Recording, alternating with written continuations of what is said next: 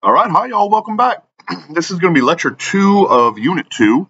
So we're going to get into the meat and bones of the social contract. And chapter 6 is called the social contract.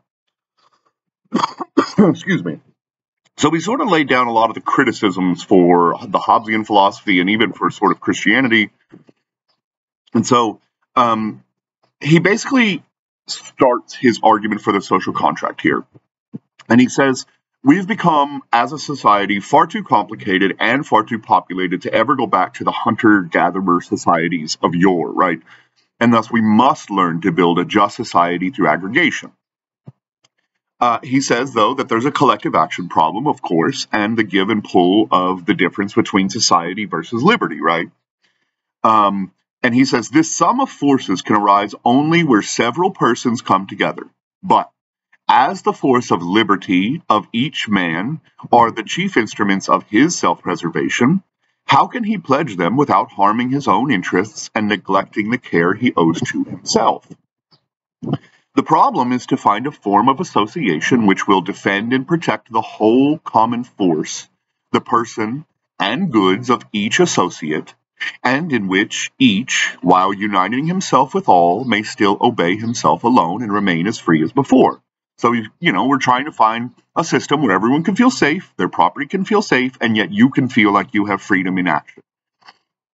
And he says the answer is the social contract. Quote, each of us puts his person and all his power in common under the supreme direction of the general will, and, in our corporate capacity, we receive each member as an indivisible part of the whole. And he says we have to distinguish between the sovereign and the civil state, okay? So chapter 7 starts the sovereign.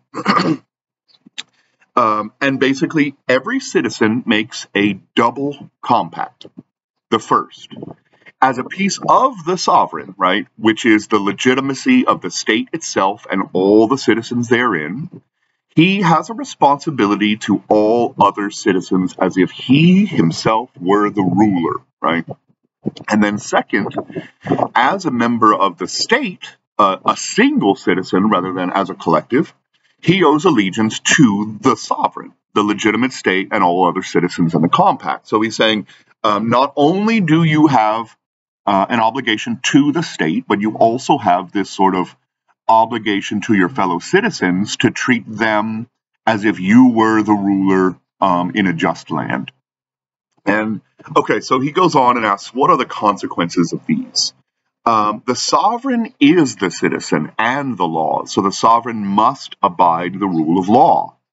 And this is incredibly contentious, right? And this is where Hobbes and Grotius severely separate from Rousseau, who says that, you remember, Hobbes and Grotius both said, well, we didn't read Grotius, but Hobbes said, you must follow the laws of the land, and that the sovereign is above the law, right? That the king or the monarch or whatever it is outside and distinct from the law and above it and supersedes the law and therefore cannot be held accountable to the law. And Rousseau says, bullshit, dude. Everyone is a part of the sovereignty, and therefore everyone must abide by the law. Okay, so then he moves on to chapter 8, and chapter 8 is called the civil state.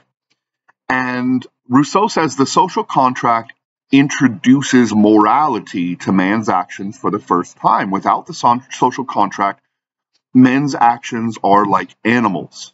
And until which time you enter into a social contract, your actions are not moral and cannot be seen as that way. He says the passage from the state of nature to the civil state produces a remarkable change in man by substituting justice for instinct in his conduct and giving his actions the morality they had formerly lacked. So rather than simply acting as an animal through instinct, we're now acting through justice and rational thought.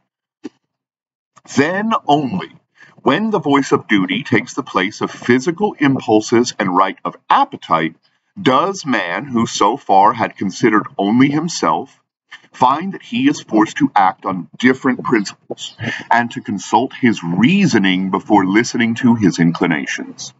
Although in this state he deprives himself of some advantages which he got from nature, he gains in return others so great.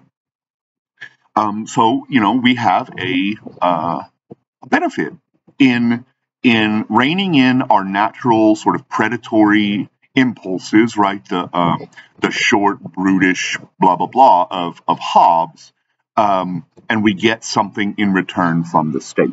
And this allows us to think rationally and justly and morally about our actions rather than just like animals.